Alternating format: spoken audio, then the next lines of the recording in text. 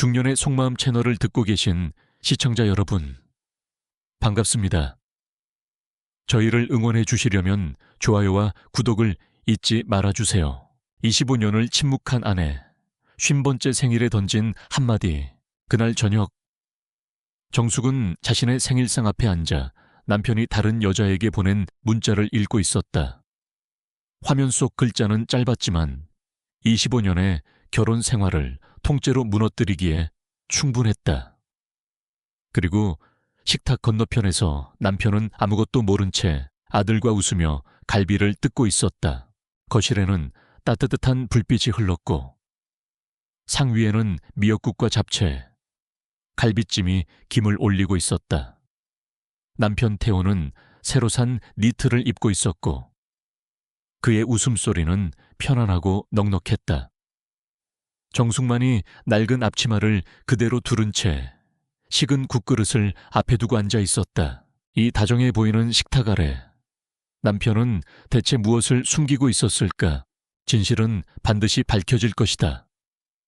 그리고 이 자리에서 가장 편안하게 웃던 사람은 언젠가 이날을 뼈저리게 후회하게 될 것이다. 2년 전 정숙의 하루는 늘 같은 시간에 시작됐다. 새벽 5시 반. 알람이 울리기 전에 눈이 떠졌다. 25년 동안 몸에 밴 습관이었다. 그녀는 남편과 아들의 도시락을 싸고 세탁기를 돌리고 현관 앞에 벗어 둔 신발을 가지런히 놓았다. 태호는 중견건설회사의 부장이었다. 아침이면 그는 신문을 펼친 채 아내가 차려준 밥을 먹고 넥타이를 메고 집을 나섰다. 정숙은 그의 넥타이를 매만져 주는 것으로 하루를 시작했다. 오늘 저녁은 좀 늦을 것 같아. 회식 있어. 그래요. 국 데워 놓을게요. 태호는 대답 대신 고개만 끄덕이고 문을 나섰다. 정숙은 닫힌 현관문을 잠시 바라보다가 식탁 위에 남은 그의 밥그릇을 치웠다. 그 무렵부터였다. 태호의 회식이 부쩍 늘어난 것은 일주일에 2~3번이던 늦은 귀가가 어느새 나흘, 닷새로 늘어났다. 정숙은 처음엔 그러려니 했다.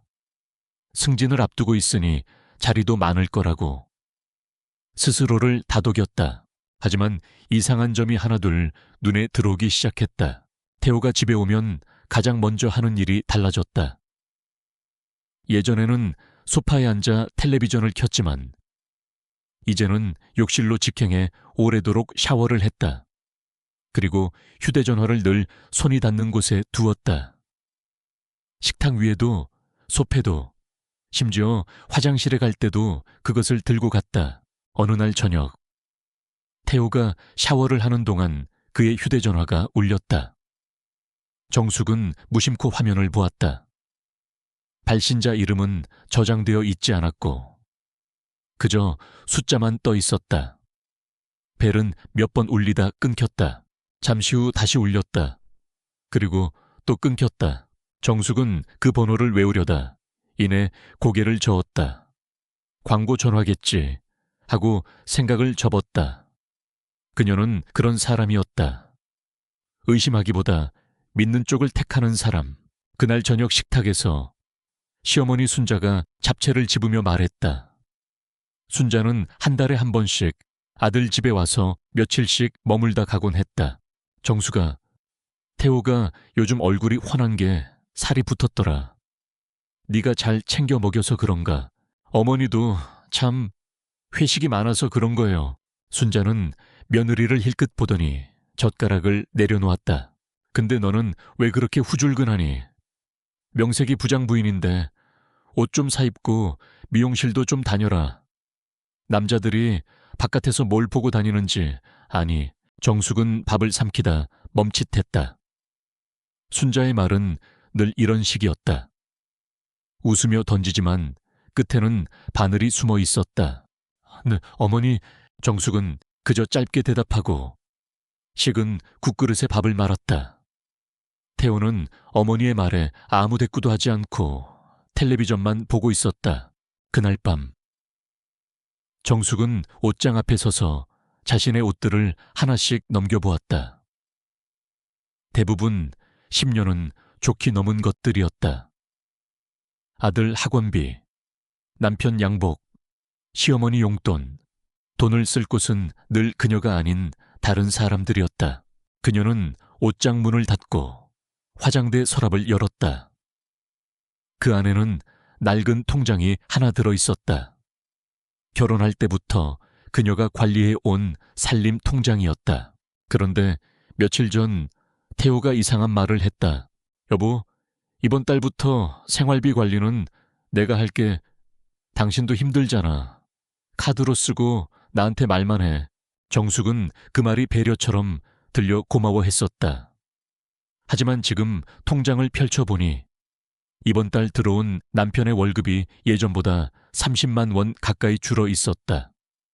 회사 사정이 어려운가 하고 그녀는 생각했다. 그때는 정말 아무것도 아닌 것 같았다. 그저 남편이 살림을 도와주려는 것이고 회사가 조금 어려운 것뿐이라고.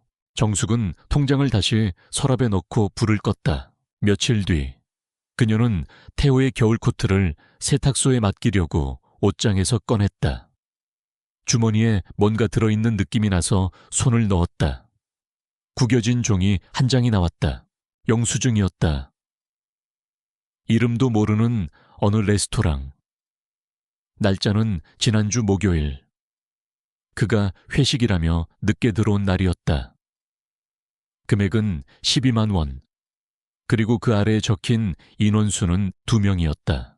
2명. 정숙은 그 종이를 한참 동안 들여다보았다. 회식이라면 10명, 20명이 갔을 텐데 왜 2명일까? 손끝이 미세하게 떨렸다. 그녀는 영수증을 다시 주머니에 넣으려다 잠시 망설인 끝에 자신의 앞치마 주머니에 넣었다. 왜 그랬는지는 그녀 자신도 알 수 없었다. 그저 그것을 버려서는 안 될 것 같은 예감이 들었을 뿐이다. 그날 저녁, 태호는 또 늦었다. 11시가 넘어서야 현관문이 열렸다. 그는 술 냄새를 풍기며 들어와서는 곧장 욕실로 향했다.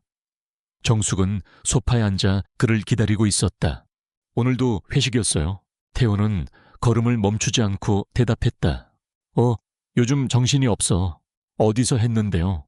그 순간 태호의 어깨가 아주 잠깐 굳었다. 그는 욕실 문손잡이를 잡은 채로 돌아보지 않고 말했다. 회사 근처. 왜 그런 걸 물어? 정숙은 더 묻지 않았다. 하지만 그녀는 보았다. 남편이 대답하기 전 아주 짧은 침묵이 있었다는 것을. 그리고 그 침묵이 무엇을 뜻하는지 어렴풋이 알 것 같았다는 것을. 욕실에서 물소리가 들려왔다. 정숙은 앞치마 주머니 속의 영수증을 손으로 꼭 쥐었다.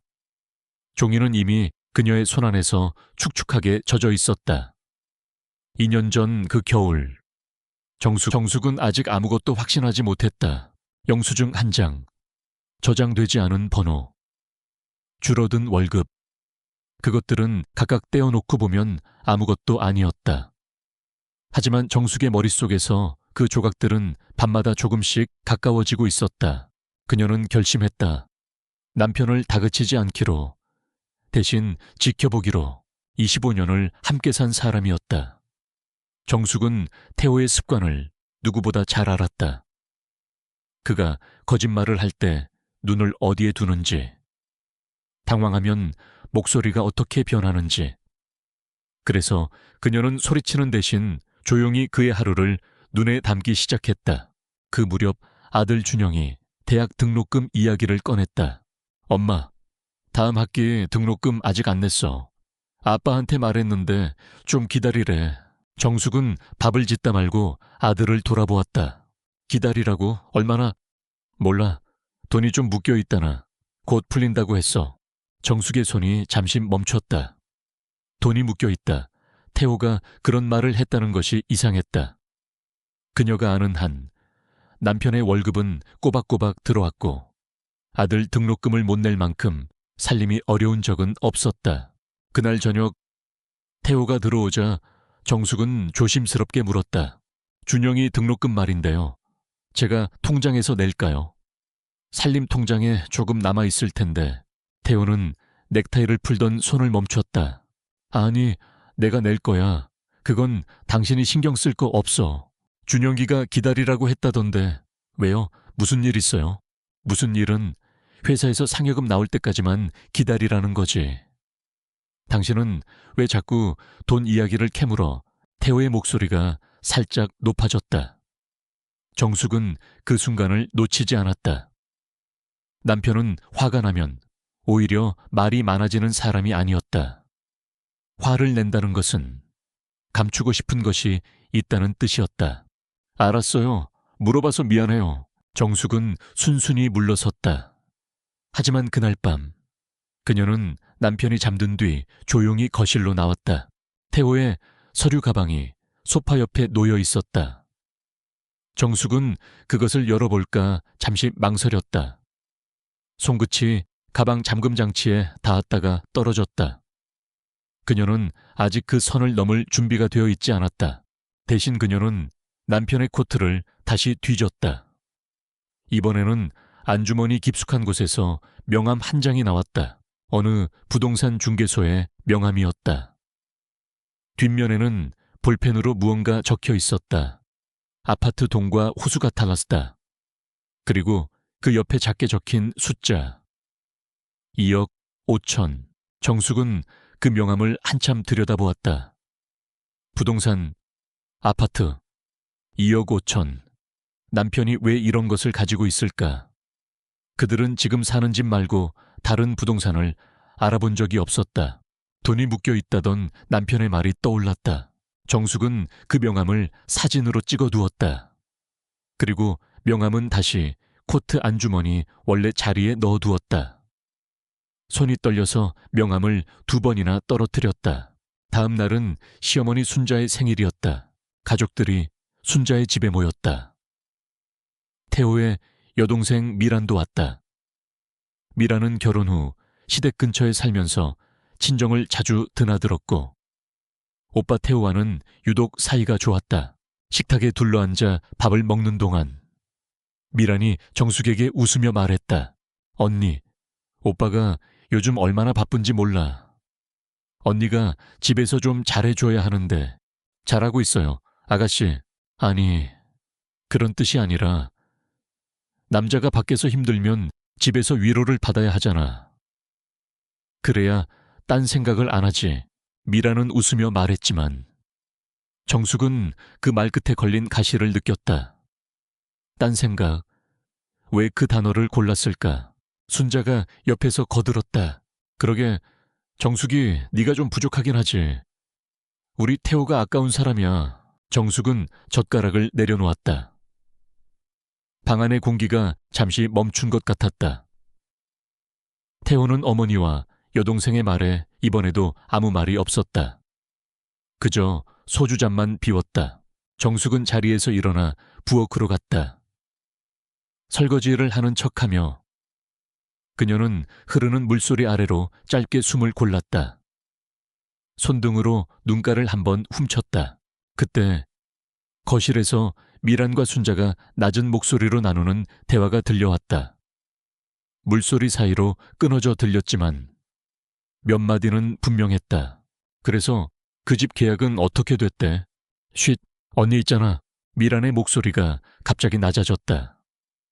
정숙은 수도꼭지를 잠갔다. 하지만 거실은 이미 조용해져 있었다.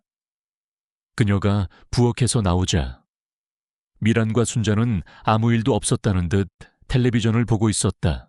그 집 계약. 정숙의 머릿속에서 코트 안주머니의 명함이 다시 떠올랐다. 아파트 동과 호수, 그리고 2억 5천. 가족들은 무언가를 알고 있었다. 그녀만 빼고 그날 밤 집으로 돌아오는 차 안에서 정숙은 창밖을 바라보며 말없이 앉아 있었다. 태호는 운전대를 잡고 앞만 보았다. 두 사람 사이에는 오래된 침묵이 흘렀다. 늘 있던 침묵이었지만 그날따라 그 침묵의 무게가 달랐다. 집에 도착하자 태호는 곧장 씻으러 들어갔다.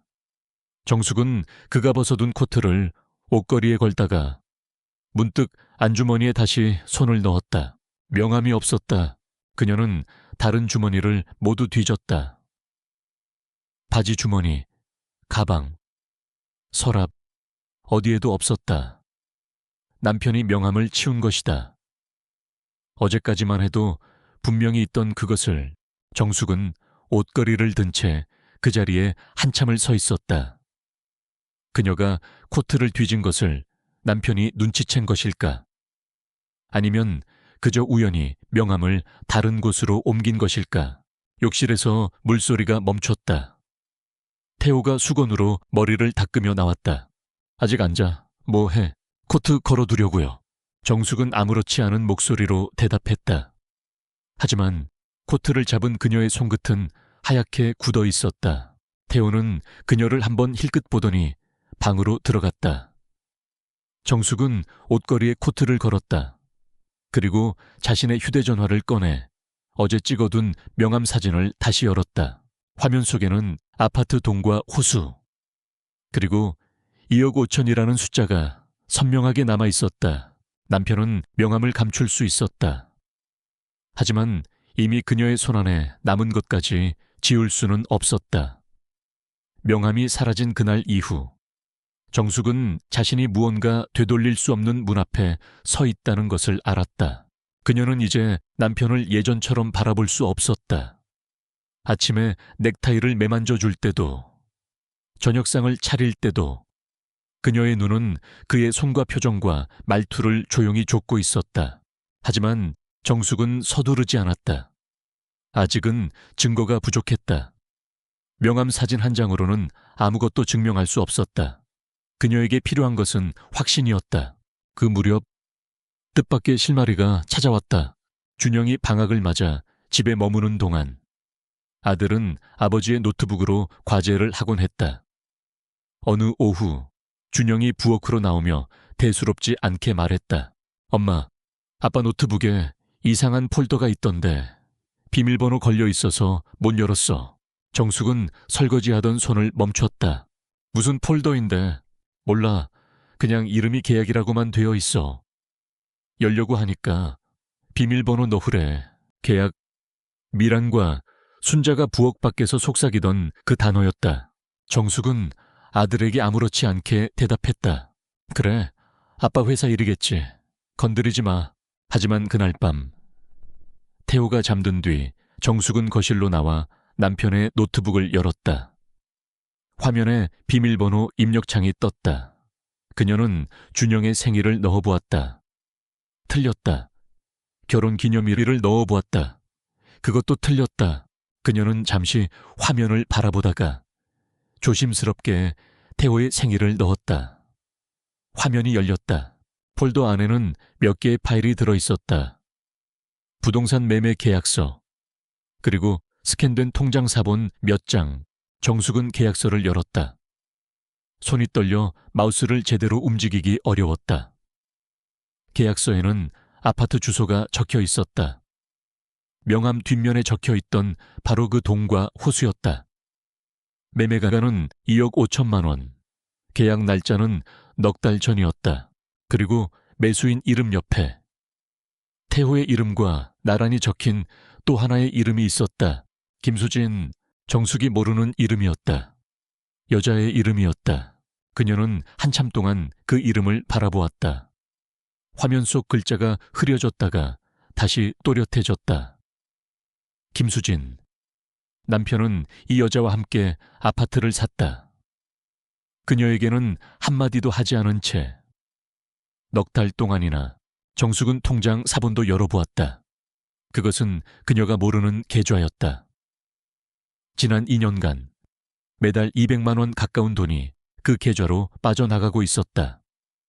남편의 줄어든 월급, 아들의 밀린 등록금, 돈이 묶여 있다던 그 말의 정체가 거기에 있었다. 그가 감춘 돈은 이 여자에게, 그리고 이 여자와 함께 산 집으로 흘러가고 있었다. 정숙은 노트북을 닫지 못하고 한참을 그 앞에 앉아 있었다. 거실은 어두웠고 시계 초침 소리만 크게 들렸다. 그녀는 울지 않았다. 이상하게도 눈물이 나오지 않았다. 그저 몸속 어딘가가 차갑게 식어가는 느낌이었다. 그녀는 휴대전화를 꺼내 계약서와 통장 사본을 한 장씩 사진으로 찍었다. 손끝이 떨려 초점이 몇 번이나 어긋났다. 그녀는 심호흡을 하고 다시 천천히 찍었다. 이번에는 한 장도 흐리지 않게, 그리고 노트북을 처음 그대로 닫아 소파 옆 원래 자리에 놓아두었다. 남편이 눈치채지 못하도록 방으로 돌아온 정숙은 이불 속에 누워 천장을 바라보았다. 옆에서 남편은 깊이 잠들어 있었다. 그의 규칙적인 숨소리가 어둠 속에 퍼졌다. 25년 동안 매일 밤들어 온 소리였다. 그녀는 그 소리가 낯설게 느껴졌다. 며칠 뒤 태호가 또 늦게 들어오던 날이었다. 정숙은 그날따라 남편을 기다리지 않고 먼저 자리에 누웠다. 하지만 잠은 오지 않았다. 자정이 넘어 현관문이 열리는 소리가 들렸다. 그리고 남편이 거실에서 누군가와 통화하는 낮은 목소리가 들려왔다. 정숙은 숨을 죽이고 귀를 기울였다. 남편은 목소리를 최대한 낮추고 있었지만 조용한 밤 공기 사이로 몇 마디가 새어나왔다. 응, 수진아, 걱정하지 마. 조금만 더 기다려. 곧 정리할게. 지금은 때가 아니야. 정숙은 이불을 움켜쥐었다. 수진. 계약서에 적혀있던 그 이름. 남편의 입에서 나온 그 이름은 다정하고 익숙했다. 그가 자신에게는 오래도록 쓰지 않던 목소리였다. 알아. 나도 힘들어. 저 사람이 눈치채기 전에. 통화는 거기서 끊겼다. 정숙은 어둠 속에서 눈을 뜬 채 누워 있었다. 저 사람. 남편은 자신을 그렇게 불렀다. 25년을 함께 산 아내를. 저 사람이라고. 정리할게. 때가 아니야. 눈치채기 전에. 이제 정숙은 모든 것을 알았다. 남편이 감춘 여자, 감춘 집, 감춘 돈. 그리고 그가 언젠가 이 결혼을 정리하려 한다는 것까지. 이상하게도 그 사실을 온전히 알게 되자 정숙은 오히려 마음이 차분해졌다. 두려움도 슬픔도 아닌 어떤 단단한 것이 그녀의 안에서 자리를 잡기 시작했다. 그녀는 조용히 몸을 돌려 벽을 향해 누웠다. 그리고 눈을 감았다. 잠시 후 태우가 방으로 들어와 옆자리에 누웠다. 그는 아무 일도 없었다는 듯 곧 잠이 들었다. 정숙은 잠들지 않았다. 어둠 속에서 그녀의 눈은 오히려 또렷했다. 그녀는 머릿속으로 자신이 지금까지 모은 것들을 하나씩 헤아렸다. 영수증, 명함 사진, 계약서, 통장 사본, 그리고 방금 들은 통화까지. 남편은 자신이 모든 것을 감췄다고 믿고 있을 것이다. 아내는 여전히 아무것도 모른 채 순한 얼굴로 넥타이를 매만져 줄 거라고.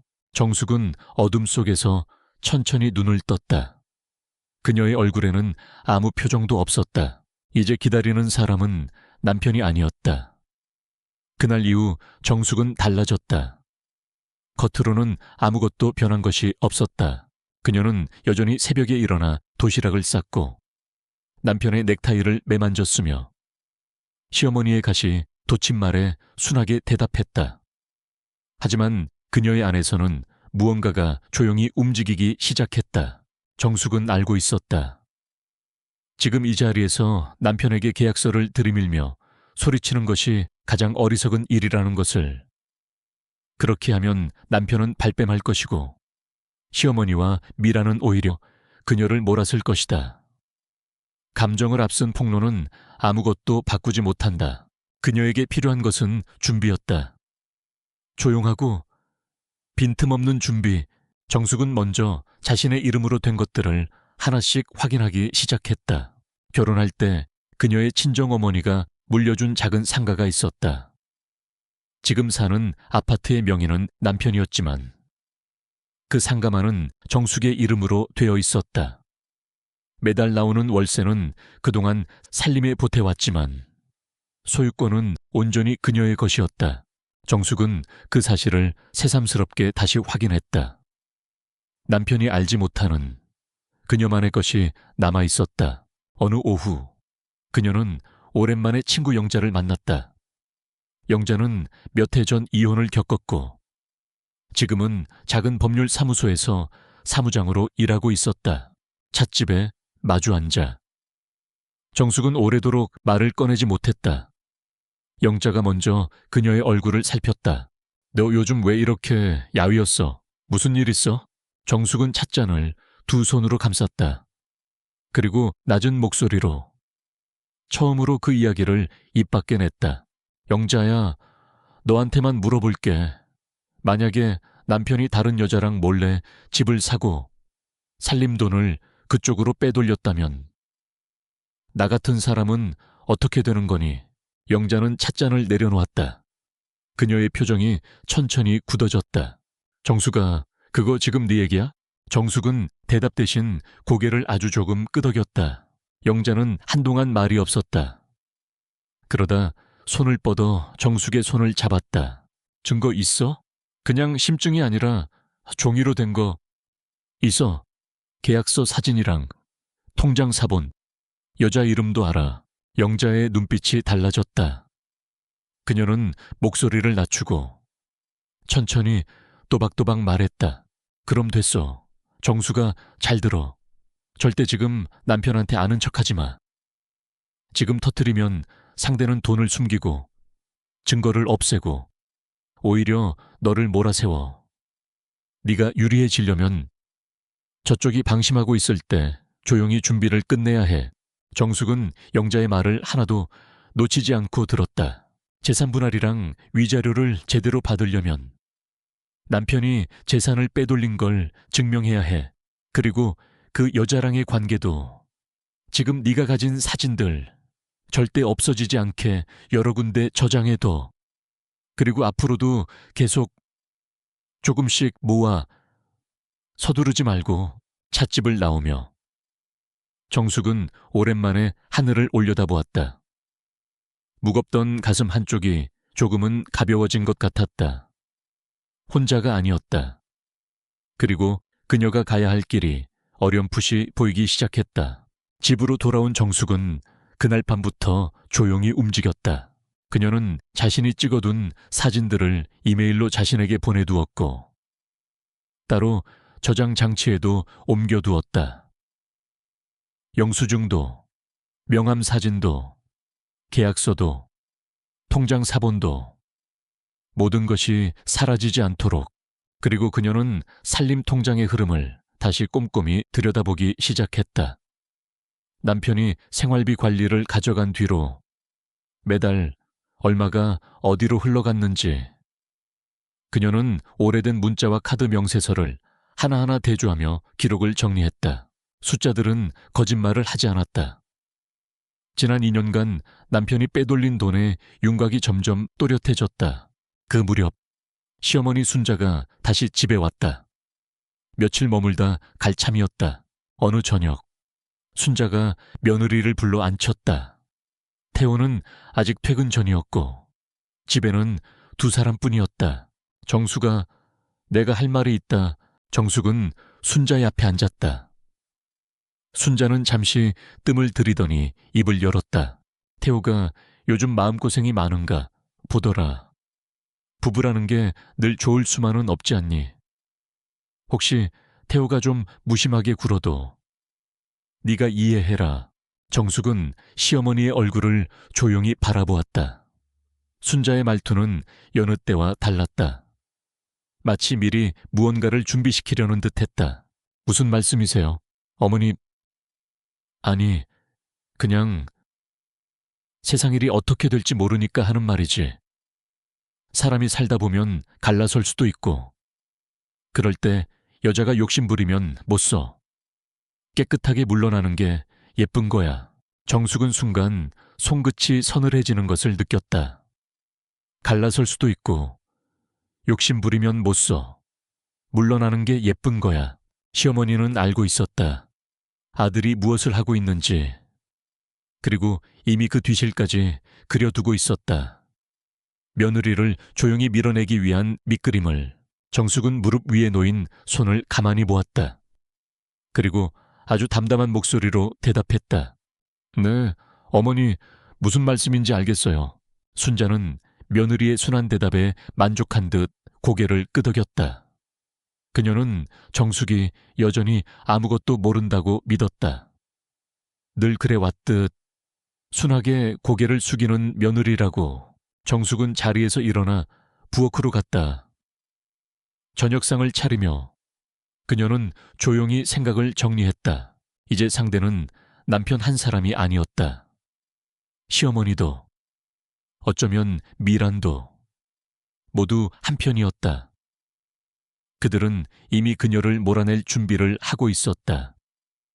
그녀만 아무것도 모른다고 여기면서, 하지만 그것이야말로 정숙에게 남은 유일한 힘이었다.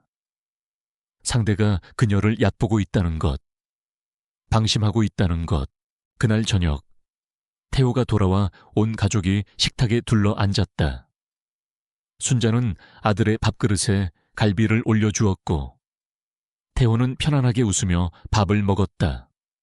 겉으로 보기에 그것은 더없이 화목한 가족의 저녁이었다. 정숙은 그 자리에서 조용히 밥을 먹었다.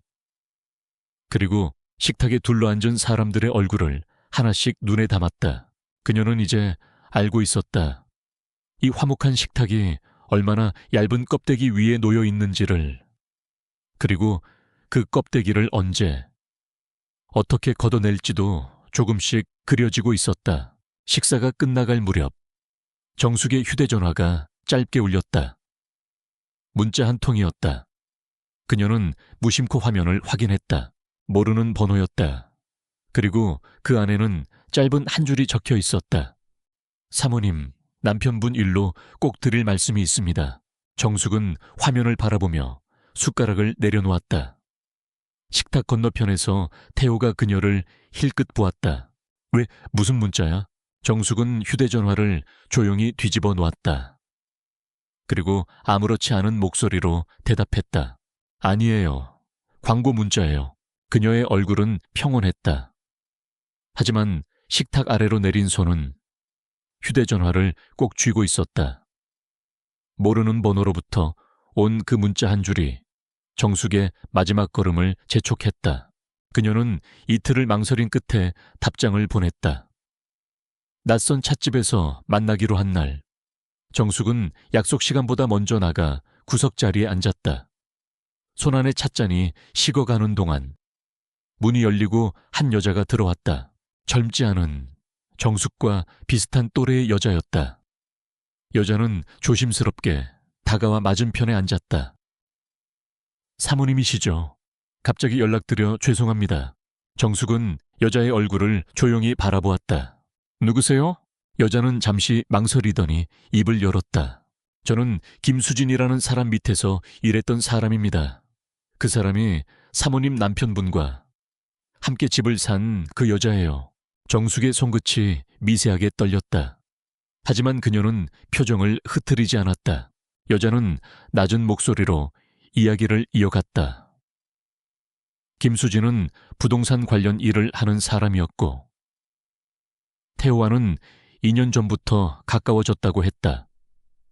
두 사람은 함께 아파트를 샀고, 그 돈의 상당 부분이 태호에게서 나왔다는 것이었다. 그런데 사모님, 제가 이걸 알려드리는 이유는 따로 있어요. 여자는 잠시 숨을 골랐다. 김수진, 그 사람, 남편분 돈만 노린 거예요. 요즘 남편분 몰래 그 아파트를 자기 단독 명의로 돌리려고 하고 있어요. 저는 그게 너무 부당해서 사모님이라도 아셔야 할 것 같아서요. 정숙은 오래도록 말이 없었다. 그녀의 머릿속에서 그동안 모은 조각들이 마지막 자리를 찾아 들어맞고 있었다. 남편은 아내를 배신하고 다른 여자와 집을 샀다. 그리고 그 여자는 남편마저 속이고 있었다. 정숙은 씁쓸하게 느껴지는 감정이 무엇인지 알 수 없었다. 그저 모든 것이 이제 또렷해졌다는 것만은 분명했다. 찻집을 나오며 정숙은 이제 자신이 무엇을 해야 하는지 완전히 알게 되었다. 그녀는 서두르지 않았다. 다음 날 조용히 영자를 다시 만나 그동안 모은 모든 것을 정리했다. 계약서, 사본, 통장 기록, 문자 내용, 그리고 방금 알게 된 사실까지. 영자는 자신이 일하는 사무소의 변호사와 상담 자리를 잡아주었다. 변호사는 서류를 살펴보고 천천히 고개를 끄덕였다. 증거가 잘 갖춰져 있습니다. 재산 분할과 위자료 모두 충분히 다투실 수 있어요.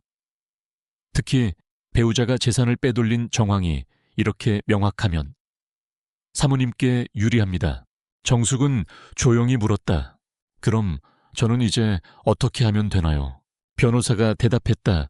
준비가 끝날 때까지 지금처럼 아무것도 모르는 척 하시면 됩니다.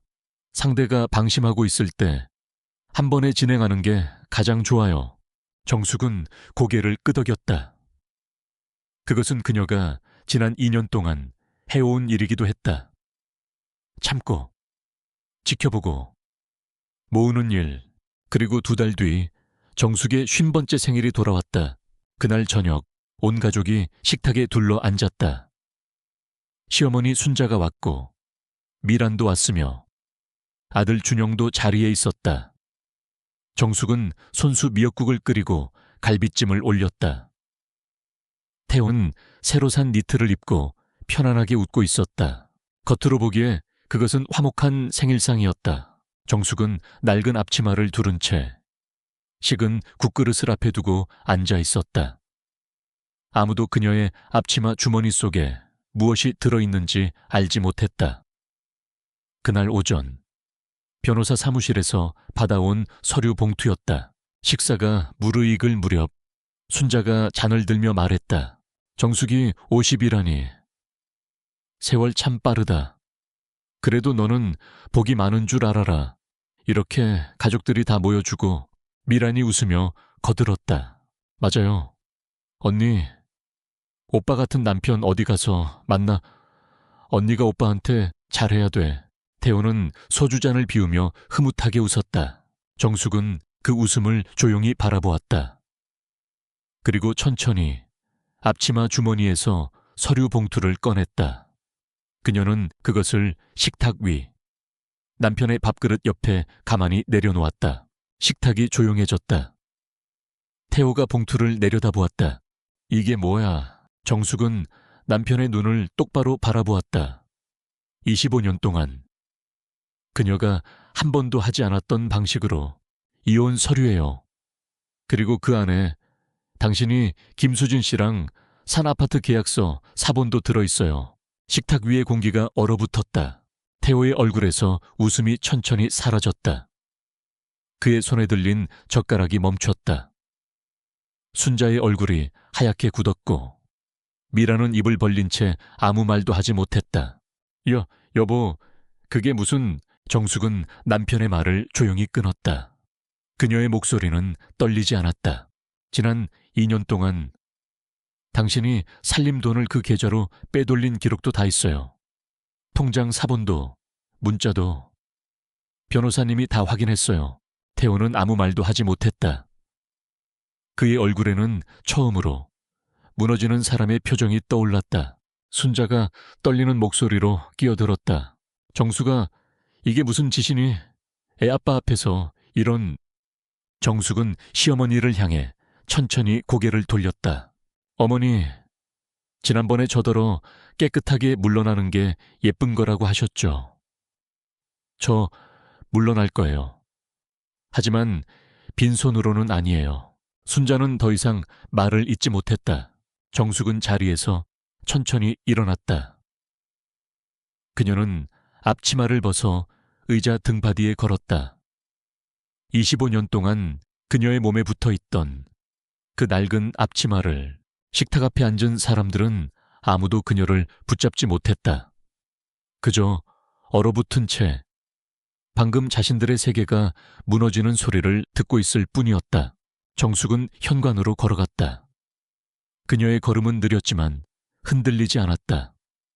신발을 신는 그녀의 등 뒤로 태호의 목소리가 들려왔다. 정숙아, 우리 이야기 좀 하자. 응? 정숙은 잠시 걸음을 멈췄다. 하지만 돌아보지 않았다. 이야기는 이미 2년 전에 끝났어요. 당신이 저를 저 사람이라고 부르던 그 밤에 문이 열렸다. 차가운 밤 공기가 그녀의 얼굴에 닿았다. 정숙은 문 앞에서 잠시 하늘을 올려다보았다. 오랫동안 참아온 무언가가 그녀의 안에서 조용히 풀려나가는 것 같았다. 슬픔도 분노도 아니었다. 그저 오래된 짐을 내려놓은 사람의 깊은 숨이었다. 그녀는 문을 닫고 걸어 나갔다. 등 뒤로 남겨진 식탁의 불빛이 점점 멀어졌다. 25년을 침묵한 아내는 50번째 생일에 마침내 자신의 목소리로 말했다. 그리고 그 한마디는 그녀를 오래도록 초라하게 만들었던 그 집을 완전히 떠나기에 충분했다. 가장 편안하게 웃던 사람들이 이제 가장 긴 밤을 맞이할 차례였다.